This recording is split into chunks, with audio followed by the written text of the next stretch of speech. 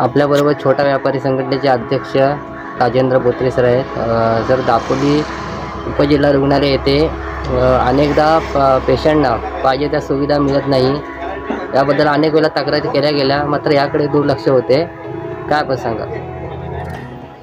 मी दापोली उपजिल्हा रुग्णालयामध्ये स्वतःच गेली 7 ते 8 महिने पेशंट असून मला स्वतःला सुद्धा उपजिल्हा रुग्णालयामध्ये कोणत्याही पद्धतीने योग्य तेने अशा सुविधा उपलब्ध होत नाही आहे. सिव्हिलला साधं BP आणि शुगरच्या गोळ्या नाही आहे. BP आणि शुगरच्या गोळ्या आम्हाला मिळवण्यासाठी केस पेपर काढणं, BP शुगर चेक करण्यासाठी रांगेत उभं राहणं, तिथून डॉक्टरांना डॉक्टरकडून लिहून घेऊन पुन्हा गोळ्यांसाठी रांगेत उभं राहणं, यासाठी किमान 2 तास वाया जातात. आणि 2 तास वाया जाऊन सुद्धा उपलब्ध गोळ्या आपल्याला मिळतात 10 दिवसाच्या किंवा जेमतेम 15 दिवसाच्या. संबंधित तिथल्या अधिकाऱ्यांना जर विचारलं की या गोळ्या संदर्भात गोळ्या का आहेत, तर ते म्हणतात आमच्याकडे स्टॉक उपलब्ध नाही आहे, आमची मागणी झालेली आहे. पण गेल्या ते 7 ते 8 महिने चाललेले आहेत. त्या दवाखान्यामध्ये 60, 70, 80 वर्षाचे वयोवृद्ध माणसं, अपंग, अंध, अगदी काही लोक व्हीलचेअरवर सुद्धा येत आहेत. अशा लोकांना पुन्हा पुन्हा ही प्रोसिजर करावी लागते.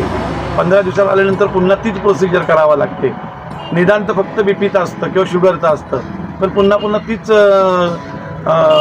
प्रोसिजर आम्हाला करावं लागते.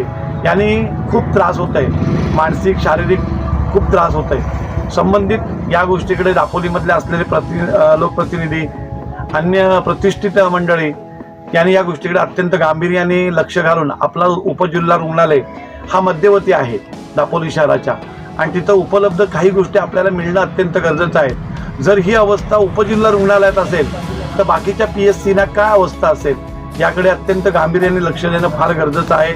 दापोलीच्या सिव्हिल रुग्णालयामध्ये अपेक्षित सुविधा नाही उपलब्ध होत आहे, तरी ती उपलब्ध व्हावी अशी मी सर्व दापोलीतील सुज्ञ लोकांना विनंती करत आहे की आपण याकडे गांभीर्याने लक्ष घालून संबंधित पेशंटना ती सुविधा उपलब्ध व्हावी, ही माझी अत्यंत नम्र विनंती आहे.